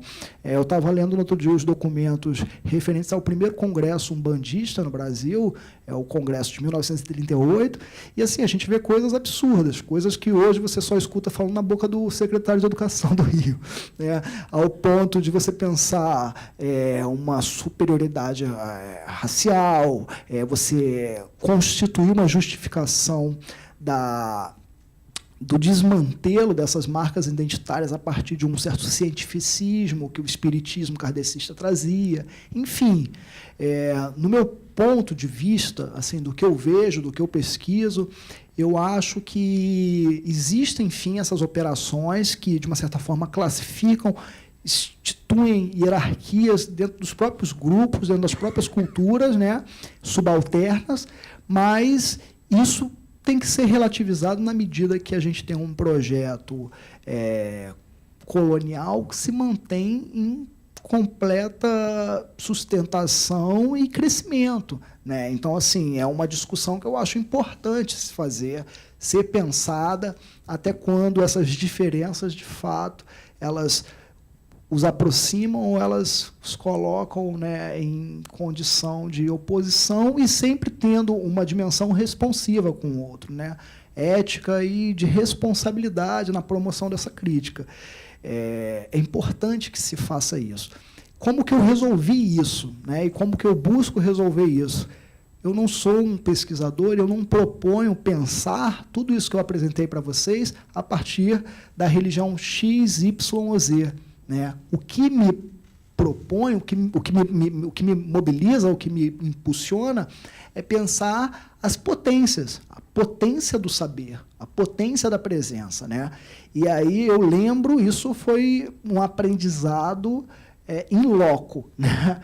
Eu, uma vez, num terreiro de Umbanda, tinha uma discussão que malandro não é Exu, né? Malandro, de fato, é uma linha dentro da Umbanda carioca, recente, né, do ponto de vista da sua codificação, na medida que você tem aí a importação, a diáspora, dentro da diáspora, de entidades, de referenciais espirituais que estão assentados em outras práticas, né? No catimbó, na encantaria.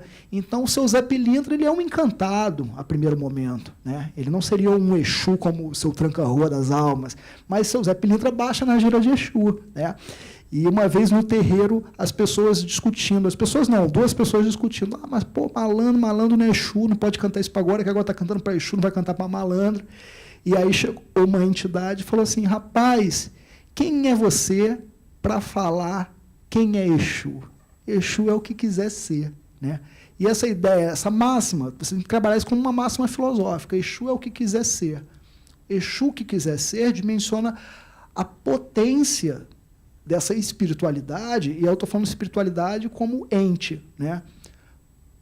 Na medida que ele é o próprio ser, estar, elemento codificador de toda e qualquer forma de linguagem.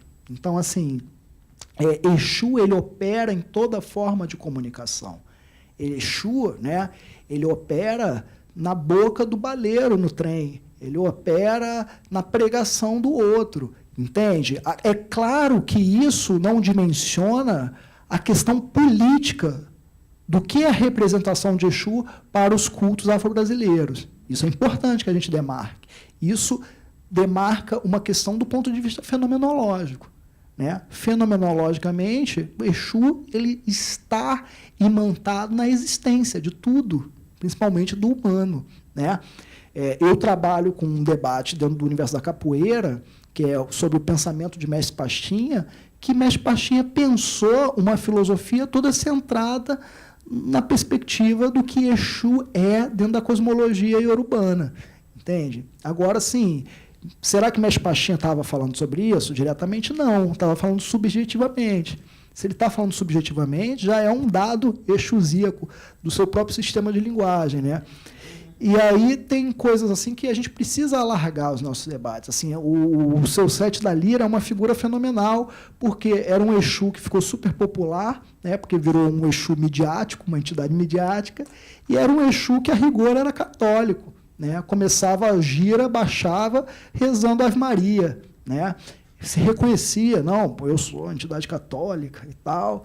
E seu Sete da Lira ficou super famoso, né? Aparecendo de capa, cartola, fumando charuto, rezando Ave Maria, no programa do Chacrinha, né? Contam aí que Dona Cila Médici, em pleno governo militar, recebeu um santo por conta da transmissão da gira, né, de seu Sete da Lira no programa do Chacrinha, e seu Sete da Lira foi interditado pela ditadura militar, né, porque produziu, de fato, isso que a gente está falando como um descacetamento, como um princípio da imprevisibilidade, da possibilidade da gente revisar esse Brasil. O que é o Brasil, de fato? Né? Isso é uma reflexão que a gente tem que trazer. É uma reflexão que eu coloco até num dos meus textos, que é o que o Brasil deixou de ser para se tornar o que é. Essa é uma reflexão que a gente tem que fazer. É isso, essas potências, elas sempre trazem isso para a gente, né? Tem um outro ponto de Pombogira que conta exatamente isso.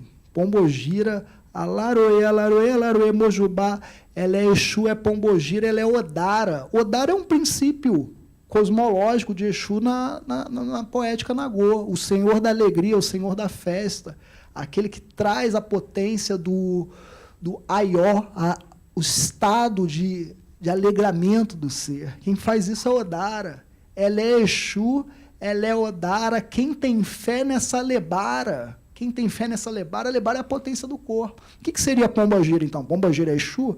Pombogira é uma potência exusíaca, que encarna um arquétipo, né? Da mulher, enfim, da mulher em condição de rua, do estar em rua, né? Que diz muito sobre a nossa história, sobre o que nós nos formamos enquanto uma sociedade que tem um legado subalterno, né, que precisa ser enunciado, ser pensado, ser discutido. Esse museu aqui, ele está num território pombogírico. A gente pode pensar assim, se a gente for pensar a cidade do Rio de Janeiro como uma cidade terreiro, é uma das defesas que eu faço. Pensar o Rio de Janeiro como uma cidade terreiro, com a cidade instituída pela lógica do terreiro. O Réveillon na praia, quem inventou foi a macumba carioca, a Umbanda. A organização dessa cidade, do ponto de vista do seu calendário festivo, cívico, é pautado pela relação do ser com a ritualização da vida cotidiana. Entende? Os nossos espaços de encantamento, a Pedra do Sal é um otá. Um otá é o quê? É um suporte encantado. Ali, não é? Aquilo ali é um encantamento. Então, como que a gente se relaciona com isso? O samba na Pedra do Sal, a segunda-feira, ritualiza o encantamento desse espaço-tempo. Por isso que o prefeito não quer samba. Por isso que o prefeito baixa um decreto para regular a atividade na rua. Porque o que ele quer é voltar ao que a gente vivia no início do século passado. O maior acervo de arte sacro afro-brasileiro é o acervo do Museu da Polícia. Entendeu? Isso diz muito sobre a nossa história, sobre o que a gente é. E a gente está discutindo coisas que são constituintes. Eu acho que Exu, nesse sentido, traz um ensinamento importante para a gente, que é pensar o alargamento do tempo. A gente não superou passado nenhum. A gente vive num tempo espiralado, que vira e mexe a gente recai nas mesmas coisas. E assim, a questão da Adriana, primeiro eu queria agradecer, falar da minha identificação com você pela UERJ, que é também uma outra questão que a gente tem que discutir, tem que vir como uma fala de desagravo nossa. A UERJ ela não está sendo desmantelada com uma política de desmantelamento, que tem uma política de destruição da universidade pública, simplesmente porque é apresentado todos os argumentos que nos são dados aí. É porque é, de fato, um lugar que pensa essa cidade terreiro. Entende? É a primeira instituição de ensino superior no Brasil a aderir às políticas de ação afirmativa, que são uma grande mola propulsora de uma transformação das mentalidades, de um paradigma epistêmico, de políticas do conhecimento nessa sociedade. A gente tem que discutir isso. De fato, a gente está se relacionando com um sistema de poder, com um estado permanente de golpes. É importante que a gente fale isso. Nós vivemos um estado de golpes. A gente está aí sobre um governo golpista, mas a gente está também sobre uma condição de um fascismo social produzido secularmente. Então, assim, tem que revisar todos esses lugares para a gente rever a nossa própria condição, a nossa própria capacidade de ação. E eu acho que, mais uma vez, Exu traz um elemento importante para a gente pensar, que é a relação como uma ética responsiva. Até já me articulando a questão do meu amigo, seu nome é? Júlio, que para a gente pensar Exu seria um princípio da individualidade do ser. Ele falaria sobre essa individualidade do ser. Agora, Exu ele também nos possibilita pensar, em perspectiva, a condição do ser sendo, a condição do ser que só se institui enquanto comunidade. Então, a educação, nesse sentido, ela teria uma tarefa grandiosa, que é pensar o sacrifício do ser para com a sua comunidade. Olha só, parece bonito, mas é algo dificílimo, no sentido de que a gente vive uma sociedade doente, do ponto de vista das suas vaidades, do seu egocentrismo, enfim, de tudo isso que é instituído como parâmetro de civilidade para nós. Mas como que a gente se sacrifica, E eu não estou falando de sacerdócio. A questão da ética cristã eu já rompi há muito tempo.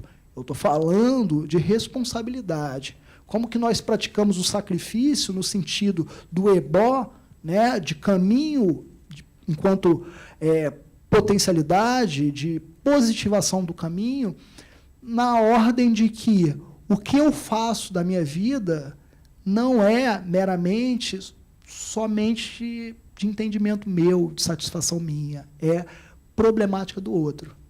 Essa que é a questão. Então, assim, Exu que fundamenta isso. Exu fundamenta essa ética responsiva. Como que eu respondo o outro com a minha própria vida? Eu tenho uma responsabilidade muito grande em falar tudo isso que eu estou falando, mas a minha responsabilidade passa por estar me referenciando a tradições, a complexo de saber que existem pessoas que são autoridades no campo, mas principalmente por ser questões que implicam a cada um de vocês, os interlocutores que dão o tom do acabamento do que eu sou. Né? Então, eu acho que esse que é o grande ensinamento que traz para a gente, para o campo da educação. É fundamental que se rompa com um entendimento de educação vinculado estritamente a uma utilidade do conhecimento, ao conhecimento enquanto um fazer utilitário, como um fazer de encaminhamento da promoção do ser. Isso é muito miserável, é muito pobre do ponto de vista do que a gente é enquanto existência. Né? A educação ela tem que ser uma espiritualidade no sentido de romper com o sentido da nossa própria presença. Né? Agora, como que se faz isso? É claro, é óbvio, né, que todas as condições que nós temos elas não são potenciais para isso. A grande lógica é o contrário. É importante que a gente pense que o projeto de educar dentro da agência colonial, dentro do projeto colonial, sempre foi o projeto de domesticar o corpo, docilizá-lo, catequizar o ser, né, apresentar um repertório discursivo para ele que negue qualquer outra possibilidade de conhecimento, né, acerca do mundo.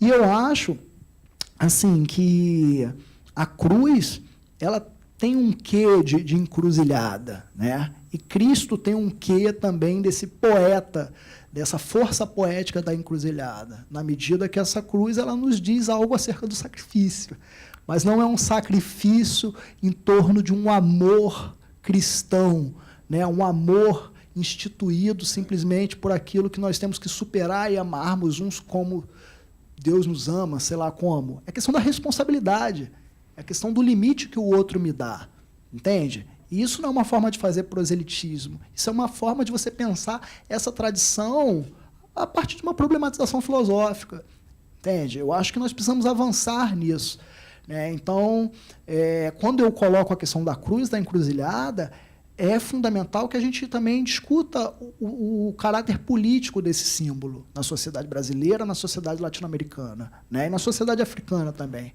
né?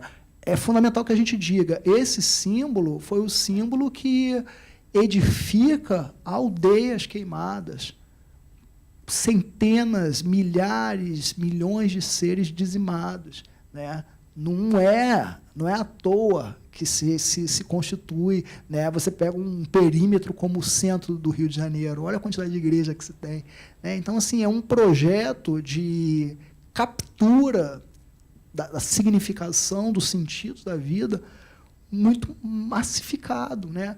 Então, essa ideia da égide, do escudo, da proteção colonial, né, que não é meramente uma proteção divina, é uma proteção simbólica, é uma barreira, está ali, está posto, é o tempo todo, né? Ela tem que ser rasurada por essa prática, né, num campo invisível, porque a encruzilhada ela não diz absolutamente nada para a gente só do ponto de vista visual dela. Ela tem que ser pensada enquanto disponibilidade conceitual, enquanto prática de saber.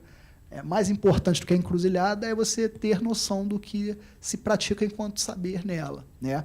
E tem um outro dado que eu queria trazer a partir da sua fala, que é o seguinte: a concepção urbana e a concepção na diáspora, né? A gente pode pegar aí toda sorte de encantamento, de prática de encantamento, da ideia de encruzilhada, é a ideia de atravessamento e de entroncamento. Então, você tem dois caminhos, você faz uma encruzilhada, não precisa ser a tradicional, né? Os 4 caminhos, né? O atravessamento, né? O esbarrão, a encruzilhada é uma fronteira, é a perspectiva de uma fronteira. Hierárquica também, né? E já encruzilhada, horizontalidade, já não tem essa hierarquia, traz mais uma igualdade, né? Que seria também uma ferramenta, como você falou, de trazer essa nova mudança, dessa nova visão sobre essa questão colonial, né? Que vem desde o colonialismo, neocolonialismo, e até agora esse novo colonialismo, que é esse fascismo que nós estamos vivendo hoje, com essa questão o próprio cristianismo, tanto católico como protestante, principalmente o neopentecostal, que se acha como evolução acima das demais religiões, que as demais são inferiores a eles, né? Tem um conceito que eu gosto bastante para pensar essa coisa da encruzilhada, que é o conceito de perspectivismo do Nietzsche, né? O Nietzsche é um filósofo arrebatado por Exu, né? Ele é carregado dessa potência exusíaca. E a ideia de perspectivismo do Nietzsche, eu acho que ela é bastante forte para a gente, ela é bastante potente para a gente, porque a perspectiva é aquela verdade, né, ou aquela possibilidade de discurso, de caminho, que não advoga a resposta única acerca das coisas, ou a resposta final, o acabamento, a totalização do mundo, né? E a encruzilhada, ela dá esse tom para a gente. Perspectivismo é como eu estou para o mundo assim que o mundo está para mim, entende? Então, traz uma outra forma, uma outra relação.